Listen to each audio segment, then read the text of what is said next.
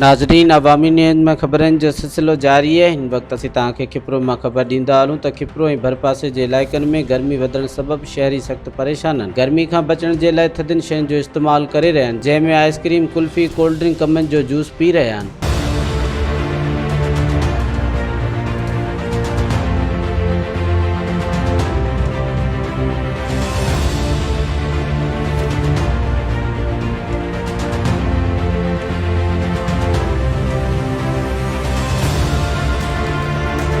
बचण लाइ त सभ खां पहिरीं एहतियात करणु खपे, काढ़े में न हलणु खपे।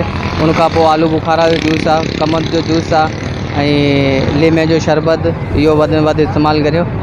ऐं जेको गर्मी खां बचण लाइ थधी जाइ ते बि वियो, इहो बहितरीनु अमल आहे हिन जे लाइ। Thank U. इस्तेमालु थियणु घुरिजे जेके मतिलबु असांखे फ़ाइदेमंद बि रहनि, जंहिंमें मतिलबु असां आइसक्रीम बि खाऊं या कोल्ड ड्रिंक माना पंहिंजे मिक़दार जे हिसाब सां पियूं। अहिड़े नमूने असांखे अने एसियुनि खां ॿाहिरि रहणु घुरिजे। छाजे करोना वायरस हले पियो, असां पंहिंजे हिसाब सां पंहिंजी जान पाण बचाए सघूं था जेकॾहिं असीं पाण महल ते टाइम ते निकिरूं ॿाहिरि। पई आहे गर्मी लाइ थधी आइसक्रीम ऐं फालूदो ऐं फ्रेश जूस पीअणु खपे, छो त थधी मौसम में रहणु खपे ऐं तमामु वधीक गर्मी आहे। हिन गर्मी जे बचण लाइ थधो पीअणु खपे ऐं थधे जूस ऐं बोतलनि जो पीअण जी ज़रूरी। आइसक्रीम आहे, फालूदो आहे, का बि शइ मतिलबु थधे जी पीअणु खपे। साईं जीअं ई कमांड वारो जूस आहे ॾिसी सघो था, हीउ वॾो सुठो आहे गर्मी जे लाइ, सिहत जे लाइ बि सुठो अथई।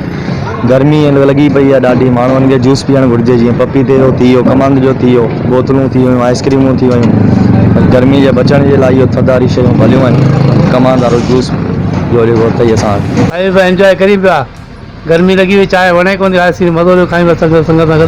कमंद जो रस पीजिए, आइसक्रीम खाइजे। मज़ीद खबरों और तफसीलात के लिए विजिट करें हमारी वेबसाइट www.awamiNewsHD.com।